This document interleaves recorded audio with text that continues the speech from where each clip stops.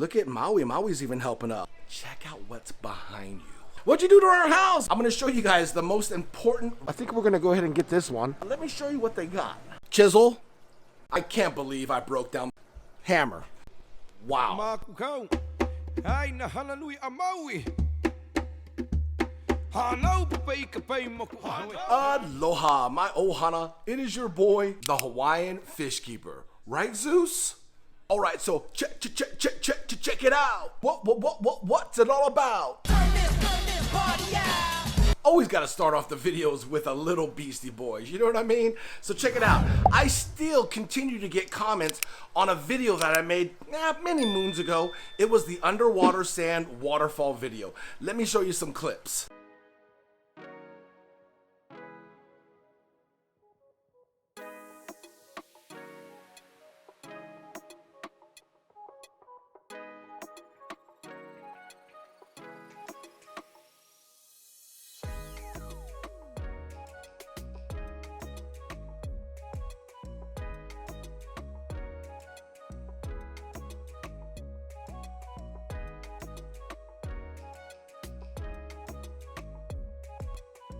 Now, if you want to see the rest of that video, I will leave a card up above. Go ahead and click the card. Check out the video. It's really cool. I show you how to build an underwater sand waterfall. Now, what I'm doing for you guys in this video is a little bit different.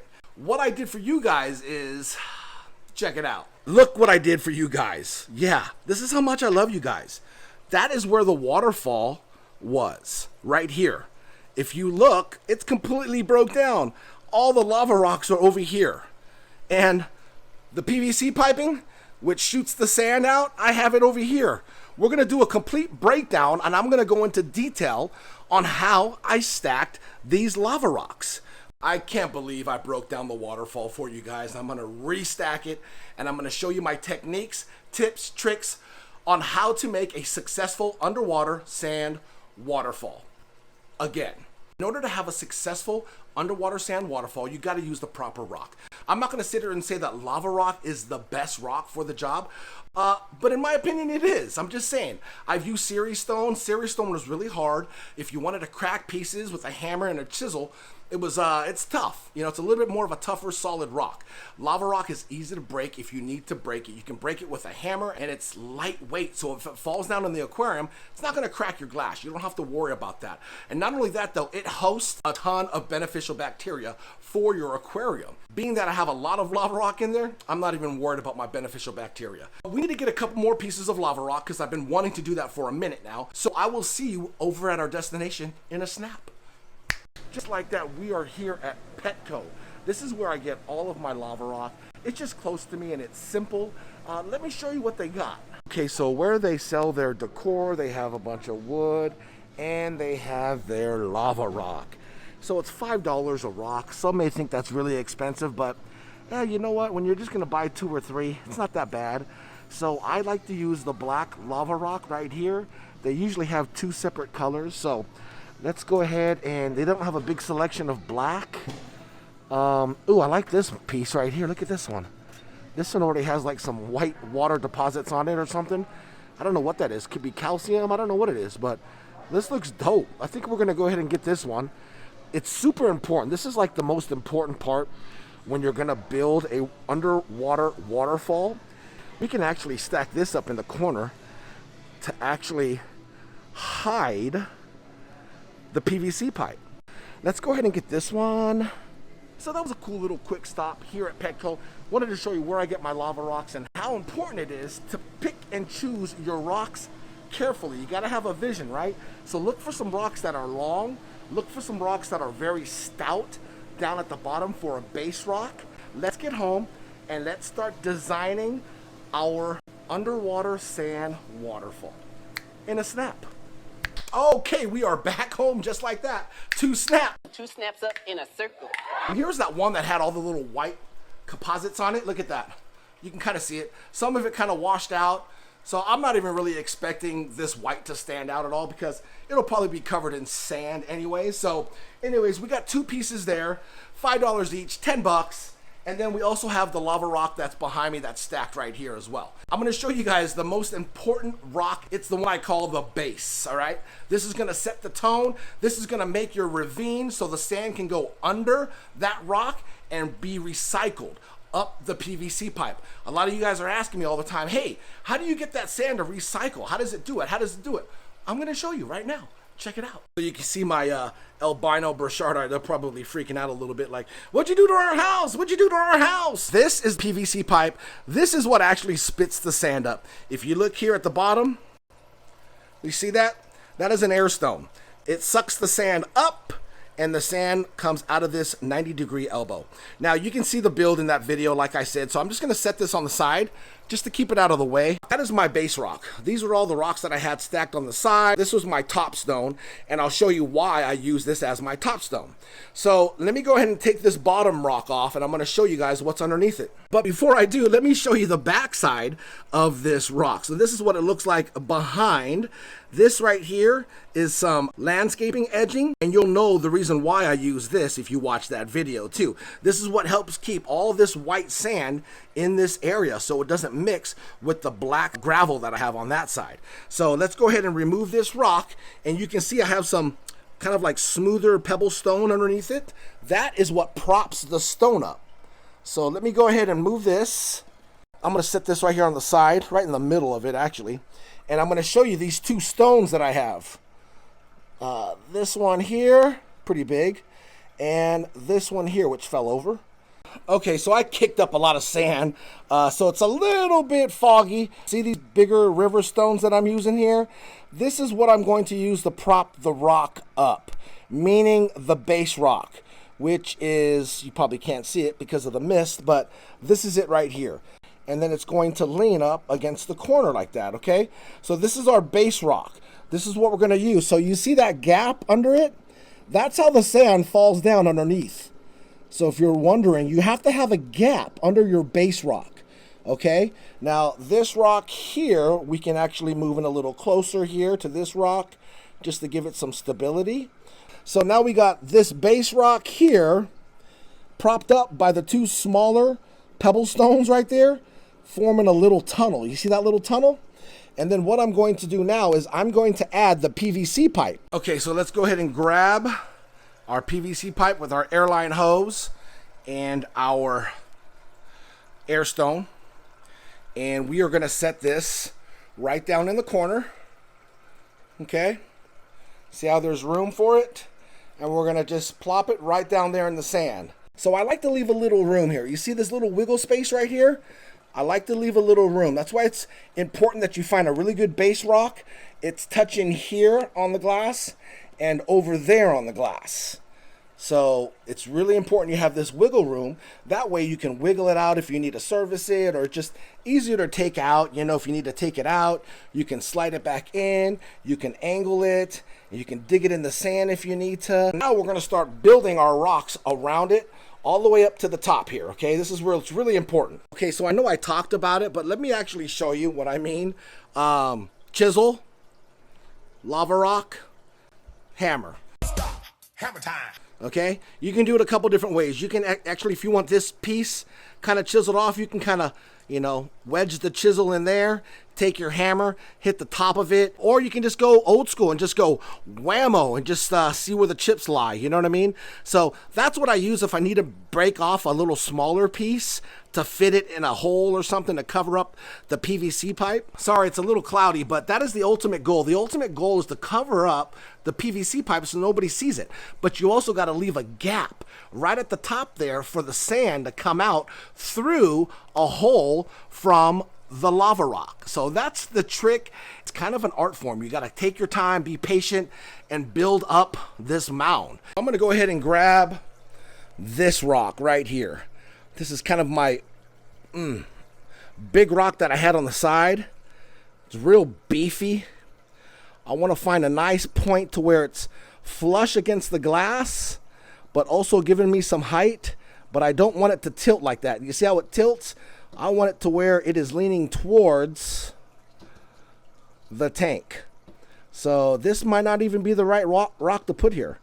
Oh, there we go. I found a nice little spot for it. Oh yeah, There we go, it's solid. I know you can't really see just because of the glare, but that's a good spot. Okay, so we're gonna try to build up right over here in this area. And let me see if this rock, see how it's flat? So I'll use that flat surface to put up against the glass. Maybe we stick it here. Yeah, I don't really like the way it's leaning that way. Let me turn it around. Okay, see, that's pretty stable there. So maybe we'll go ahead and leave this rock here. That's a question mark though. I'm not sure yet, okay? So we'll see. So it looks like we're gonna try to put a rock right in here. See, we're building up to try to cover up this PVC pipe here. So let's grab another rock. I'm gonna grab the one that we picked up earlier with all the white markings on it over at Petco. This one right here. So I kind of like to visualize it. See how flat it is? This is an excellent one to stick right, I would say right up like this. Let's see. So we'll put this down in here. See that? That covers a lot of ground. Look at that. And it actually covers, wow, majority of the PVC pipe. We might be able to stick a rock right here just to cover it from the side angle. But you also want a nice rock that's going to stay close to the PVC pipe because you want that sand to drizzle down the rock, right? And kind of fall down in that open area down there. You see that little tunnel that we have? So this is where breaking it down and putting it up and breaking it down comes into effect. I need to put something here. I don't really like this rock. It comes to a point too fast. I need something a little bit more wider, like maybe like this one here. Make like a table. There we go. Then we stick this pointed one up. Kind of looks like a triangle. Maybe we'll lean it this way. Yeah, there we go. That's pretty good. You want it, like when you're free stacking, you want it solid. You know, you don't want it leaning or like balancing. That's the main thing, is you don't want it balancing. Now from the top view here, we have our PVC pipe. And we got to kind of cover it right here to where the sand's going to come out and be redirected straight down to come down that rock. So check it out. I actually found a rock that was pretty long, and I have it right under the lip of the PVC pipe right here. So this is actually going to be my stabilizer for the rock that I'm going to put on top, which is this one here with that little gap there right here. This is the little tunnel that the sand's going to fall out of. So the sand's going to come shooting out of that PVC pipe, and then I'm going to stack this flat side right up against, let me get a good angle for you guys, the PVC pipe, but try to leave that hole open for the sand to go through. You see that? That's exactly how I want it positioned. It looks like it's just about under the tank. So this will be a good spot, and then I can adjust the PVC pipe here in the corner if I need to move it to the left or to the right, and I'm gonna have that sand shoot through that hole. The sand will come through here, and the sand will drizzle down this face of the rock all the way down to the bottom. That's the goal. So let's plug it in and see how it works. Okay, so first off, I'm super sorry about the water being so cloudy, but I think I'm getting some pretty good angles, even though the water's cloudy with the sand, where you can understand the concept of stacking the rocks. I guess the art of it is hiding the PVC pipe, dry stacking it with no silicone or anything like that. Okay, so another popular question that I get asked all the time is, what kind of substrate do I use to actually make the waterfall? So let me show you what I used and the reason why. I use Nature's Ocean substrate. It's 100% natural from the ocean. It's actually aragonite sand, so this is actually used as a buffer to make my pH a lot higher because of my African cichlids from Lake Tanganyika, which are my albino burchardi. So that was the reason why I used that substrate. Pool filter sand would probably be another really good sand to use. So that's another option for you, but if you don't mind the higher pH, I highly recommend the aragonite sand by Nature's Ocean. So this stuff works perfect. As you can tell when you see the waterfall, it's actually perfect. All right, so let's plug it in and see where the sand is going to be going so we can make our adjustments. Wait till you see what it looks like. Wow. That's all I got to say, the wow factor. I did a big water change, about 60%. Gonna let this settle a little bit, but before I show you guys, check out what's behind you. Look at these two here. I'm thinking there's a little courtship going on. They totally cleaned that whole, look at her. Moana's actually cleaning the glass right now. And when they do that, guys, for those of you guys that know cichlids and fish breeding, that's a clear sign that she's getting ready to lay some eggs. Look at Maui. Maui's even helping out. Look at him, huh? So it looks like they're putting together their little nest. Looks like she may be laying eggs soon, guys. I didn't want to startle them, but I kind of moved in a little closer. You can see how much substrate they moved. They moved a lot of sand. Moana and Maui looking good. They got a little bit more space, a lot more room, a huge water change, and then the magic happens. So I'll keep you guys posted on these two lovebirds. Man, if they have fry, guys, oh, I don't know. That's exactly what she does when she's getting ready to lay eggs. She's cleaning non-stop. So we'll see. Now behind me right there is Renovation. Let's go take a look at Renovation. There he is, Renovation. He's loving his new spot too. He's actually been busy in his tank moving substrate. You can see the back there, that corner over there. Man, isn't he lovely, huh? Look at him. Let's just take a little moment and check out Renovation, my Midas cichlid. Man, he's thick too. He's that good thick too, you know what I mean? Super aggressive fish too. Watch him, he'll attack my finger. I just fed him shrimp last night, so I'm not gonna feed him today. You're good, man. You ate like a king yesterday, my man. You ate like a king. All right, so you see Renovation right behind me there? Now, if you look right below Renovation's tank, you see that tank down there? Oop, that's all you're getting. That's all you're getting. You almost saw it. Yeah, stay tuned for an up-and-coming video to see who is in that tank and where did he come from. All right, guys, without further ado, whoa, geez, that scared me, that face. I just glanced, and you know that initial glance when you see a ghost or something that gives you the chills? I was like, ooh. Hey, what's up, Kainoa? That's my son's little, like, face picture that he has when, you know, the wife and kids have games. They kind of cheer for him. Anyways, whew, chicken skin, you know? Let's check out the new underwater sand waterfall. Should I hit the B-roll? Nah, let's just turn it around and check it out. There it is, guys. Look at that. It's almost like a trio. It's like a triple like waterfall going down, and there is where the sand is being recycled. You can actually see kind of a fourth waterfall way underneath there. So this is kind of cool. And that's the cool thing about dry stacking these rocks. You can restack it and stack it again and create different types of waterfalls. You can see the albino burchardii are just loving it. Thanks for bringing our home back. I kind of tore it down. Sorry about that, guys. They probably had all their little homes dug out back there. Now let's take a look around the backside so you guys can get a better understanding. Oh, check out that burchardii in the back. Oh, it just came out of the waterfall. Oh, that was sick. Let's go around this side here, and you can actually see the waterfall right there, the sand waterfall falling through the cracks. You can see our PVC pipe. You can see the sand being recycled through the tunnel. Remember the little tunnel we made with the two rocks? So that sand can slide down, and then it's obviously going up the PVC pipe out of the 90-degree elbow, and you can see how it's falling, right? It's actually falling down onto this rock, and the sand is sliding down that crack surface, down the base of that rock, creating the waterfall. As you can see it from the side, you got the front there, and that is where it's sliding down. Pretty cool, right? So I hope I made this video a little bit more detail oriented when it comes to rock placement, the types of rock that I get, and the shapes of the rock too. I wanted to really focus on stacking the rocks so you guys understood, instead of just, I have rocks here and then boom, there it is, pretty much how I did in the first video. So I hope I answered all of the comments, people sending me DMs on Instagram, And I hope this video helped you guys out. So, you know, maybe this will inspire you to make an underwater sand waterfall. Other than that, don't forget to give this video a big like because it helps the channel out. And not only that though, guys, check it out.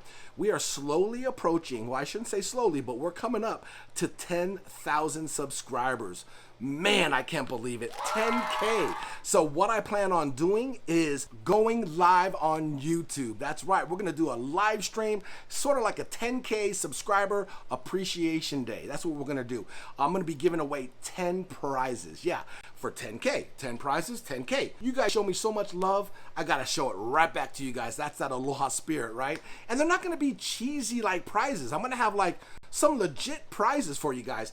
Now, there are going to be rules. I'm sorry for all of my subscribers outside of the United States, but you don't qualify just because shipping is so expensive. So if you're in the United States, you qualify. And not only that, though, you're going to have to brush up on your trivia with the Hawaiian Fish Keeper. So I just want the real ones. You know, I'm going to be asking you guys questions, brush up, watch some old videos. You know me, I'm gonna throw curveballs at you guys. I would say probably by like December 20th or so, we should hit 10K. I will be reminding you and be posting things on Instagram when that live stream is going to take place. Of course, in my uploads with YouTube videos, I'm looking forward to that. That's gonna be a killer live stream. I'm just gonna relax. We're gonna have some Q&A, have some fun, have some laughs. I might even partake in some adult beverages just to chill because you know what? YouTube is a grind, I'm telling you, man. And we're gonna celebrate together. You know, I gotta celebrate with my ohana. Other than that, I hope you guys enjoyed this video. Don't forget, comment down below, okay? And I'll see you guys on the next video. Much love and aloha. Shit!